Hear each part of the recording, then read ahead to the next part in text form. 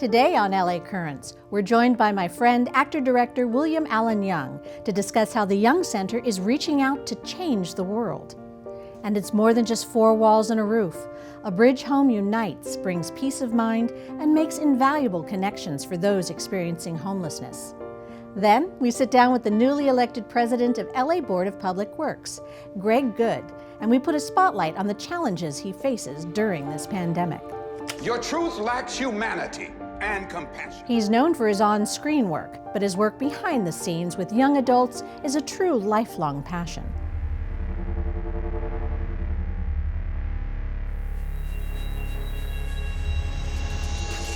A familiar face on television and film, from fan fave Moesha, Madam Secretary, This Is Us, most recently CBS's Code Black, and films like A Soldier's Story and District 9.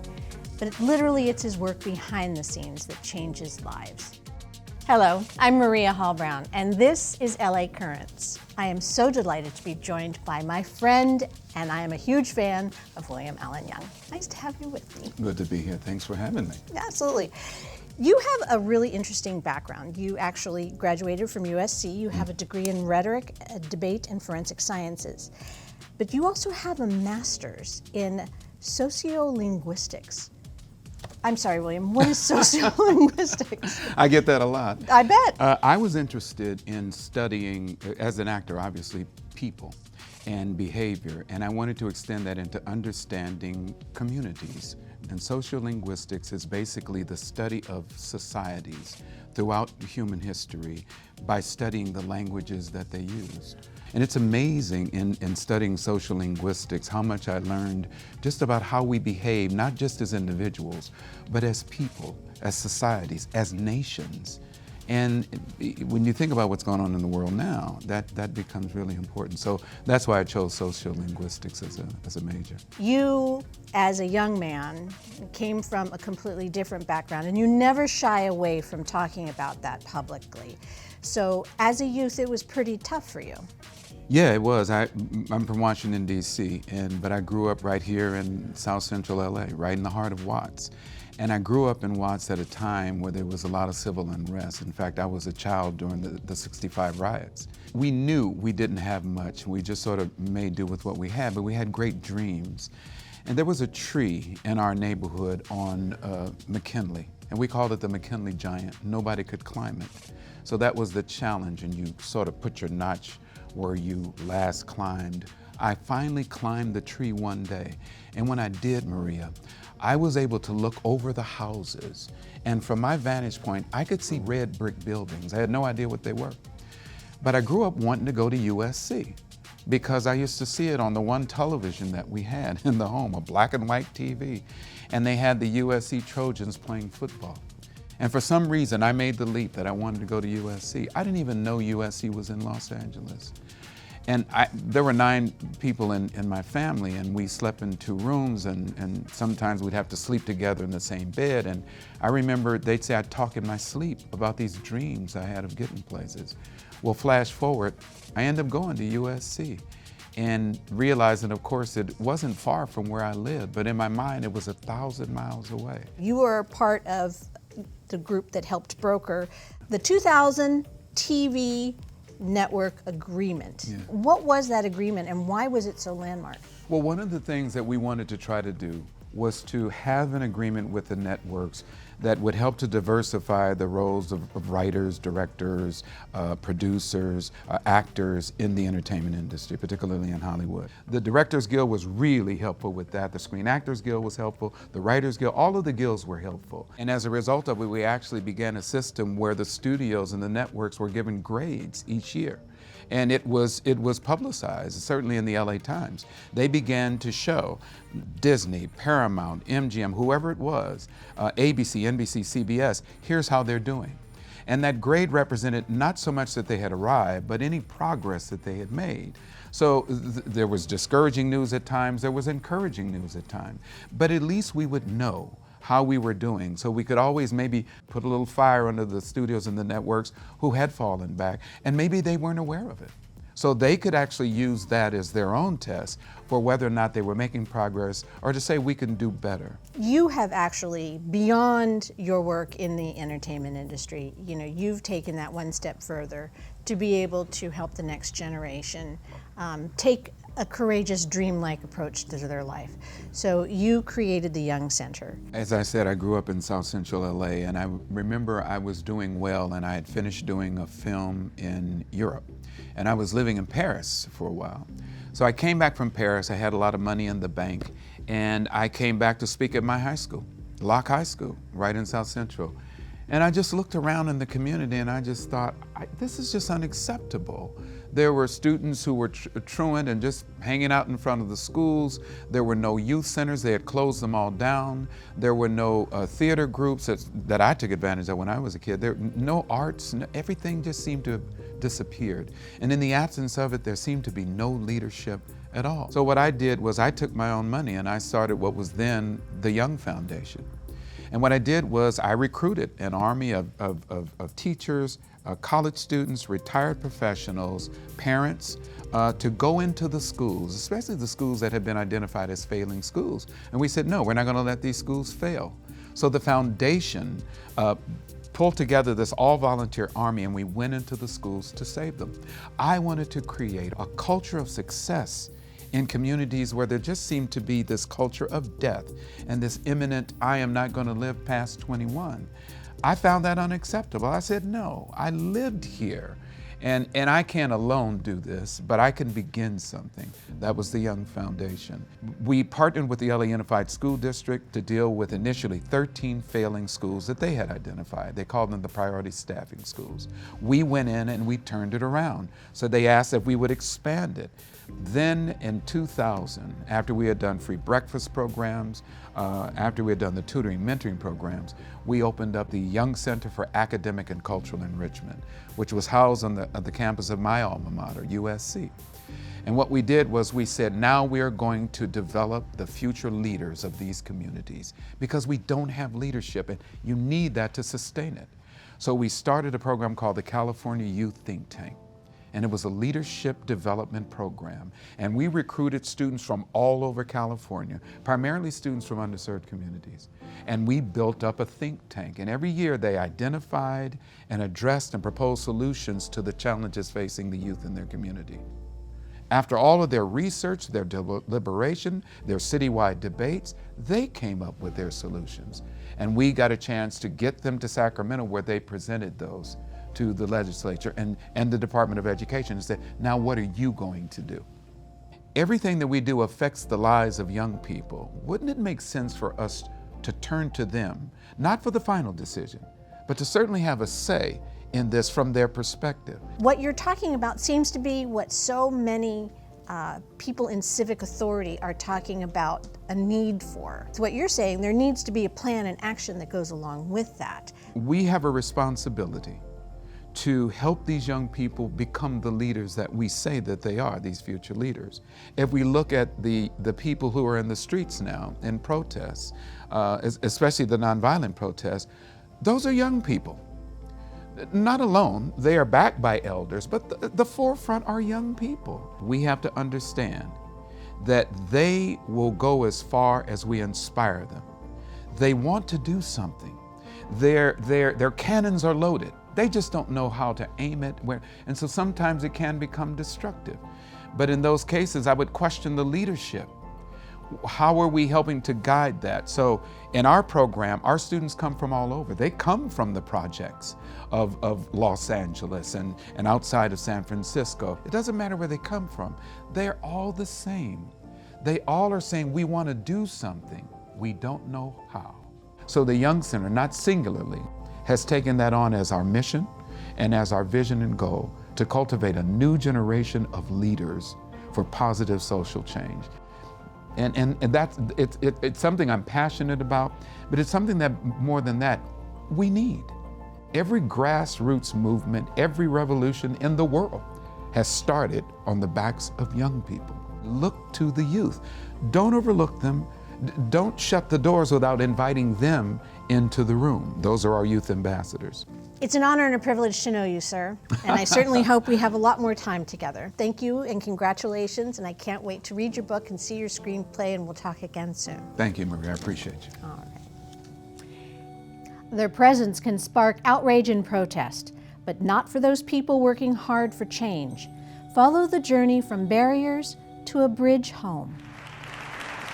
We need to stand up emergency shelters fast, and we need to do it now.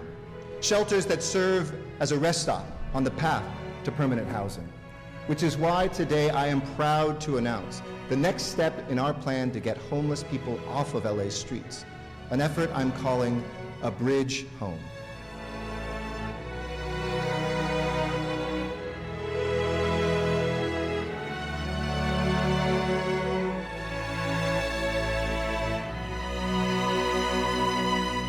Hello, Los Angeles, and welcome to a major milestone as we open the 20th A Bridge Home project here in Los Angeles.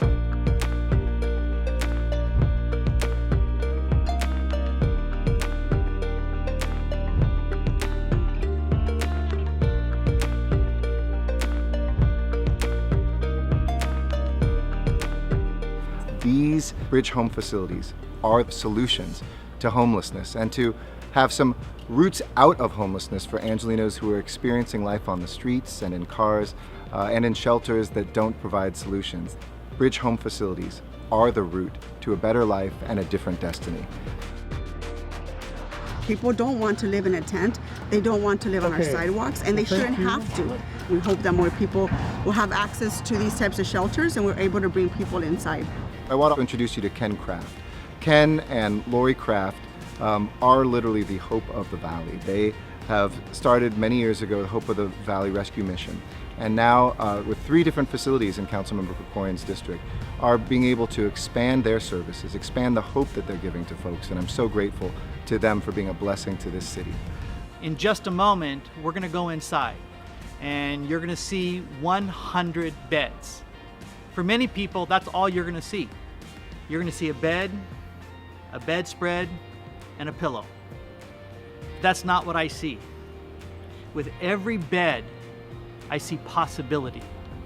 I see potential. I see hope.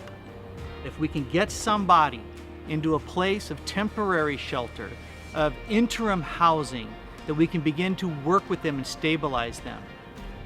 And so facilities like this are not a landing pad, they are a launching pad.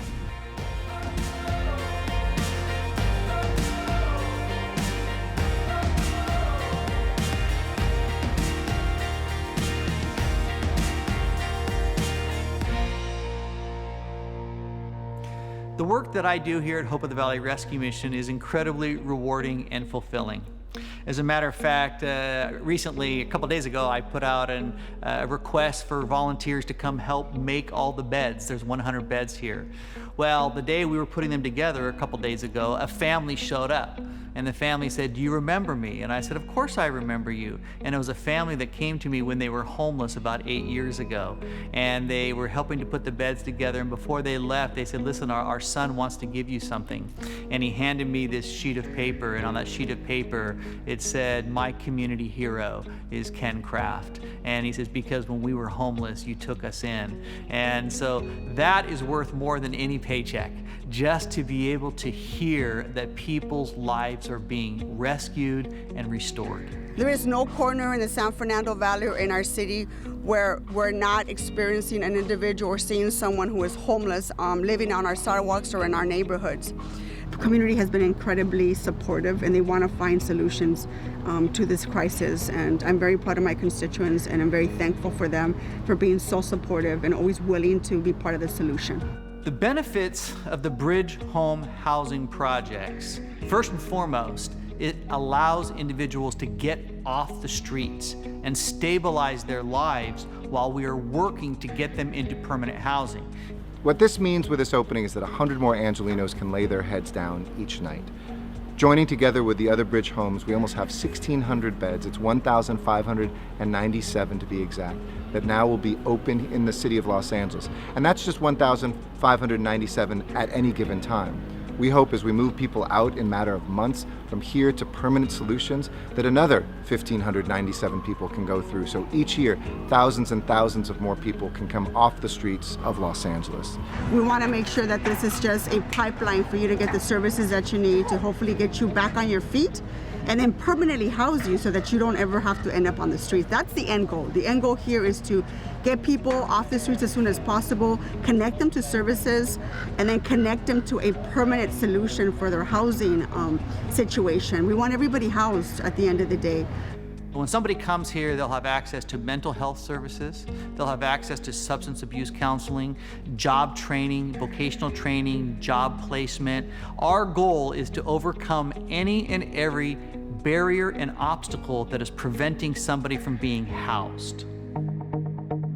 This was built by city workers, and that workforce did an incredible job getting this up in just a matter of months. We're on track to have more than 2,000 beds by the end of the year. It's the fastest pace of building new shelters anywhere in the United States of America. And thanks to the courage of LA voters, we have places that we can take people from Bridge home facilities into permanent housing. In fact, this year, 1,256 new units because of Proposition HHH, which are 1,256 of 10,500 that will be opening, will come online, and more than 2,000 next year as well.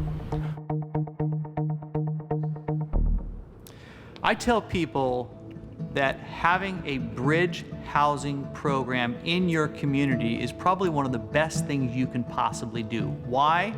Because the homeless are still there. They're still out there. So either we address this issue or it's going to continue. And by having a bridge housing facility in your community, one, it allows them to come in and to get the help they need. And number two, it allows enforcement to actually be on the streets and put up notifications. Then they can tell people you can no longer be camping out here. And so it gives a real viable option, and it helps to clean up the community, because we want help for those that are homeless, but we also want to make sure that those who live in the community are taken care of as well. That is actually is a hazmat zone. It's a vector of disease. It is a dangerous, murderous place. People care more about cats and dogs than they do about homeless people. I've been mugged in the area. My daughter and I have been harassed. Frankly, I was a little disheartened by what I saw here tonight, which looked like a lot of angry white people holding torches. What about people that are living in homes, that are working, that now homeschool their kids, which is me, because they don't want their kids to walk past people shooting up in the streets?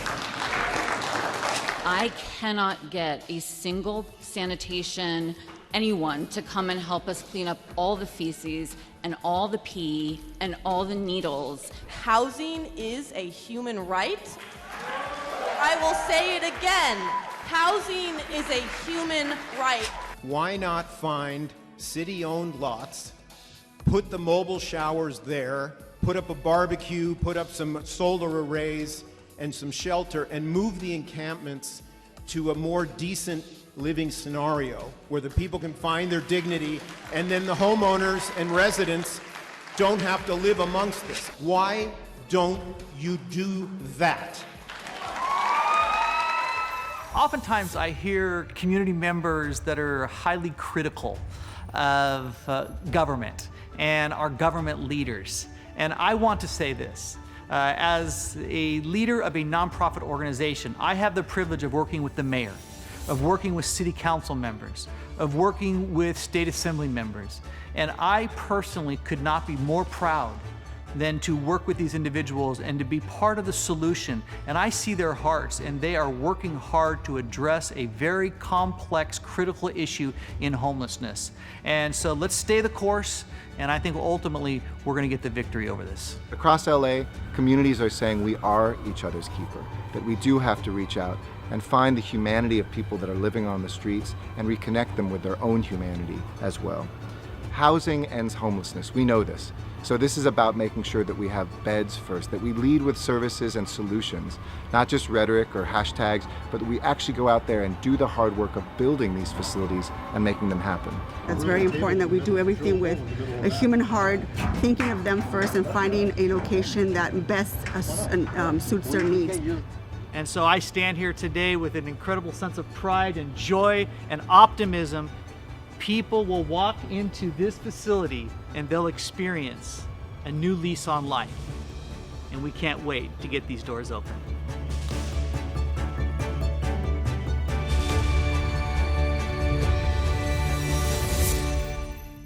He's a Texas native that calls the City of Angels home. Well, he just got handed a new assignment. Let's get to know Greg Good.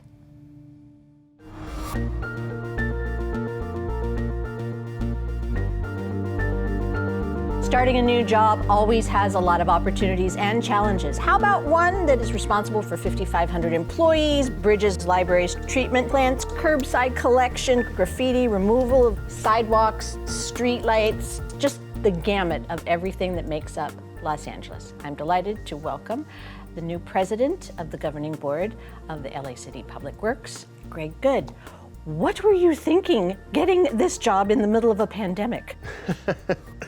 You know, it's an honor and a pleasure to take this job. It's the time to dig in and help make sure that, you know, the Department of Public Works, which has actually been at the very forefront in making sure that the city is continuing to move forward despite this existential challenge we're facing. Angelenos rightfully expect that we take care of business, right? That the trees are getting trimmed, that the trash is getting picked up, that potholes are being fixed. And we will do that, and I'm fully committed to that, and Kevin was exemplary in making sure those things happen. You mentioned Kevin James. He was in the role for 7 years. He's seen a lot of changes. He's incorporated a lot of strategies. You know, has it been a good handoff? Did he hand the baton well, and what does he tell you? The transition's been fantastic. Kevin created enormous shoes to fill. The mayor, me, every Angeleno should be very grateful for the service he provided. I believe in over-communication. Kevin James believes in the same, and I will rely heavily on him, and hopefully he'll rely on me with his new work too. As Deputy Infrastructure Services, obviously you interacted a lot with Public Works and with other departments. So does that make the learning curve of this particular job easier because you already have an insider's view on how it all, you know, operates on a daily basis? You know, I had the opportunity as Director of Infrastructure with the mayor to work with all of the departments and bureaus that I'll be working with, including most of the general, in fact, well, all of the general managers. And I knew then what I know now, and what's even been further crystallized over the course of the last several months, which is we have a team of superstars in the Department of Public Works, our general managers, and then every level of those departments, including and in particular the frontline workers who are just amazing, courageous, essential workers. They're incredible, and they do incredible work every day. And again, you've seen that in particular over the last 4 months.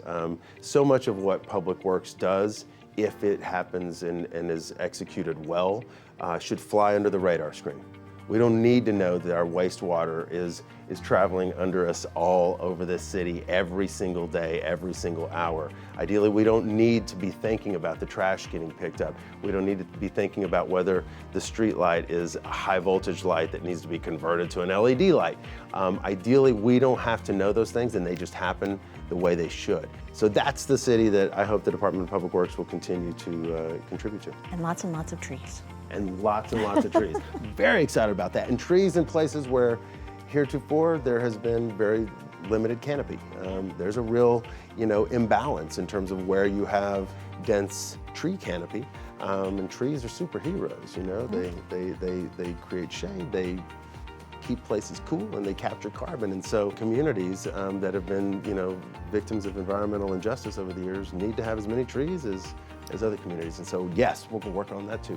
How do the departments themselves work together? How do the different organizations that get this city going on a daily basis? Lots of communication, lots of cross-pollination, lots of coordination? the mayor's office works really closely, hand in glove with the departments, and those departments also work very closely with the council. It's exceedingly rare that there's a project of any type, of any scale in the city of Los Angeles, under the purview of Public Works that does not include multiple departments, particularly multiple departments in Public Works. So if we're not working together, and I do feel like that's a big part of my job is to help facilitate that, if we're not working together, then we're going to have problems. There's certainly no surprise here that you have taken over this role in the middle of an international crisis of magnitude that nobody can predict.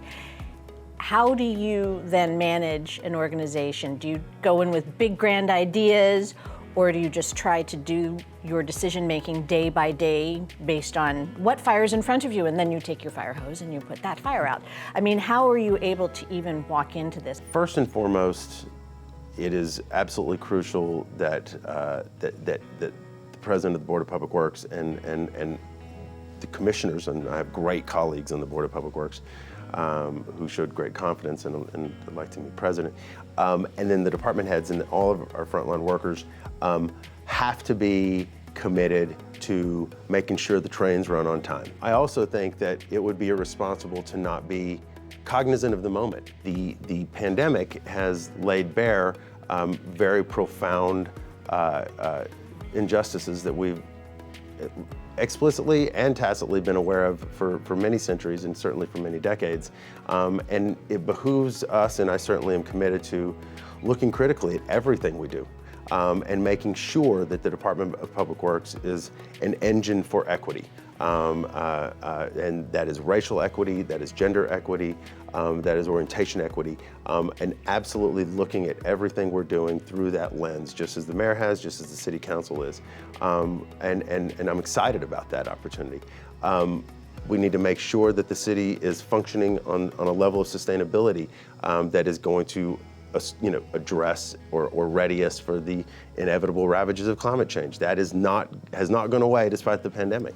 And then we have very existential crises in terms of the unsheltered in this city, and Public Works can play a role in ensuring that the unsheltered are treated humanely, that we are housing as many folks as possible, as quickly as possible, while also meeting the needs of neighborhoods and communities. So it'd be good for people to hear about things that are happening in their own community. Absolutely, and we're an open door, and certainly on that sort of those basic things that happen to us every day, including reporting potholes, et cetera, go to MyLA 311, and we are on it.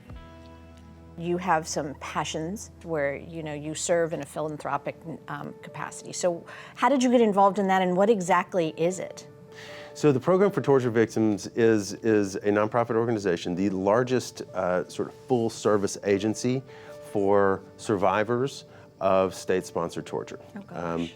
Yeah, it's an incredibly vital service. LA, not surprisingly, because we are, as a dear friend has said to me many times, we are the city of second chances, and it is also the capital in the United States of survivors of state-sponsored torture. It's not a revelation that in places all over the globe, everyone from LGBTQ folks to journalists to union organizers are not only oppressed via media and other means, but physically and violently. And they come with enormous challenges in any situation, because very often they have no money, they're not able to work, and they need support and they need help. And the Program for Torture Victims provides that through myriad partnerships with medical care facilities, with law firms. We help them through the asylum process. We help make sure that their medical needs, which are profound and acute in many, many cases, are met. And then we straight up help them try to figure out where they're going to live, how they're going to handle, transportation, even, how they're going to get food, because many of them start off literally penniless, and they're some of the most incredibly courageous human beings you have ever met. They have gone through rings of fire that we can't even imagine, and so they deserve our love, they deserve our respect and our commitment. Well, it was the first time I had ever heard of the organization, and obviously learning about it sounds incredibly compelling. But what if people want to get involved? How can they help? So folks should go to www.ptvla.org, ptvla.org, and they can volunteer, they can donate goods. I mean, we need all of it. And so I strongly encourage and hope folks will. Well, again, it was really nice to meet you. Congratulations on your new job, and I'm sure we'll talk again soon. Thank you so much, Maria. I really appreciate being here. All right. Thanks. And that's a wrap on this LA Current.